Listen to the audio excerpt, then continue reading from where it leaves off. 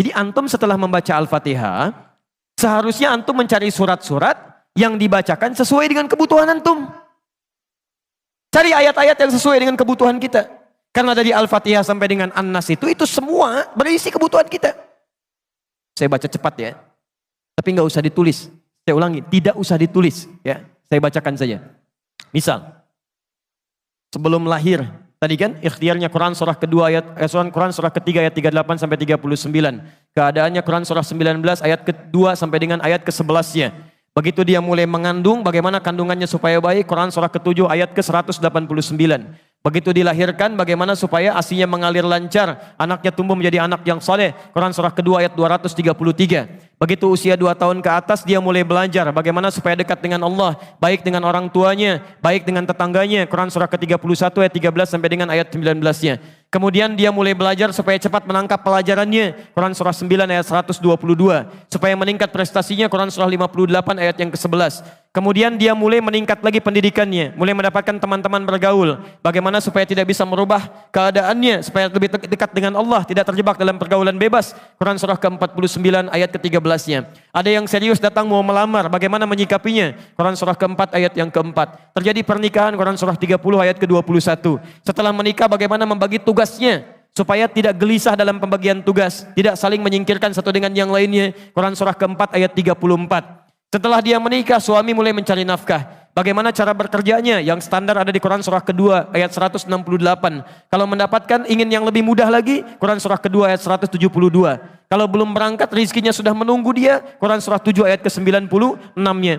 Kemudian dalam bekerja ini tidak mudah. Istri harus merawat anaknya, merawat rumah tangga. Kadang-kadang anaknya sulit diatur, mengatakan pada perintah ibunya, mengatasinya Quran surah ke-17 ayat ke-23.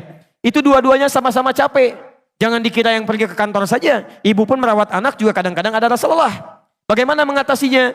Kalau lelah-lelah sedikit, itu ada di Quran surah ke-26 ayat ke-80. Kalau sudah mulai menjadi penyakit, bahkan kata dokter nggak ada obatnya, bagi Allah nggak ada yang mustahil. Quran surah ke-21 ayat 83 sampai dengan 84. Kadang-kadang Anda yang bekerja, ada orang yang tidak suka dengan Anda. Ada yang usil, ingin menyingkirkan Anda, menyungkurkan Anda. Ada perlindungan dari Allah di Quran surah ke-17 ayat 79 sampai dengan 81.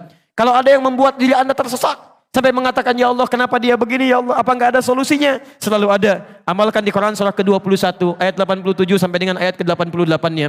Sampai Anda beraktivitas lagi, mendapatkan kesenangan hidup, harta mulai melimpah, Masya Allah, rumah semakin luas, syukuri itu semua dengan mengamalkan tuntunan di Quran surah ke-14 ayat yang ke-7-nya. Tapi ketika datang ujian, tingkat ujian bisa macam-macam. Ada yang ringan, yang menengah, kemudian yang kuat. Pelajari itu supaya siap menghadapinya. Di Quran surah kedua ayat 214. Solusinya di Quran surah ketiga ayat 142. Cara sabarnya di Quran surah kedua ayat 155 sampai 157.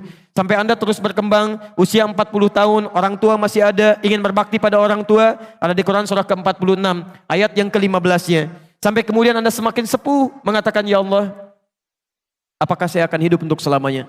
Tidak. Satu saat kamu akan meninggal.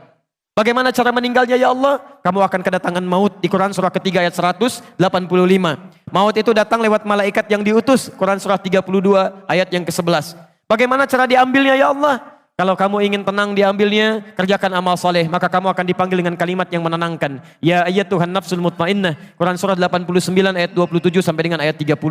Tapi kalau kamu banyak amal salah, tidak ada amal soleh, maka panggilannya akan sedikit menegangkan. Quran surah ke-8 ayat ke-50 sambil dipukulin malaikat. Ya Allah, saya telah mengalami malam pertama di alam dunia. Bagaimana malam pertama di alam kubur? Apakah menyenangkan atau ada persoalan? Kalau ingin senang, Quran surah ke-3 ayat 169 sampai 172. Kalau kamu ingin sedikit menegangkan sambil ditampakkan neraka jahanam dari mulai pagi sampai dengan sore, boleh. Ada di Quran surah ke-40 ayat 46 sampai dengan 47-nya. Ya Allah, bagaimana suasana hisab? Apakah menyenangkan atau tidak? Kalau kamu ingin masuk surga tanpa hisab, langsung masuk mendapatkan berita gembira surga, ada amalannya di Quran surah kedua ayat 25. Tapi kalau kamu misalnya banyak amal salahnya, mengabaikan perintah Allah, bahkan kamu bisa masuk neraka tanpa hisab. Ada di Quran surah ke-18 ayat 100 sampai dengan 101-nya.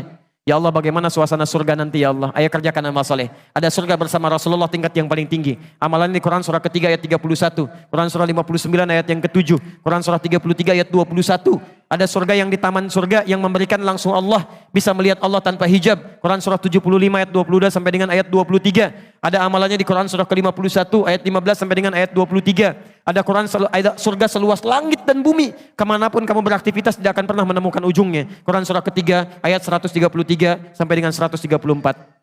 Ada semua. Ada semua. Di Anda punya masalah apapun, ayatnya ada di Quran. Jadi begitu mengatakan waladhdallin, cari ayat yang sesuai dengan kebutuhan Anda. Mintakan, boleh dilafadzkan. Masalahnya Ustadz, saya nggak hafal ayatnya.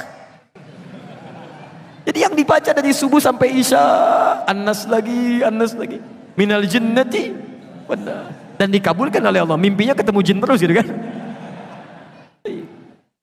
Itu yang boleh dilafadzkan.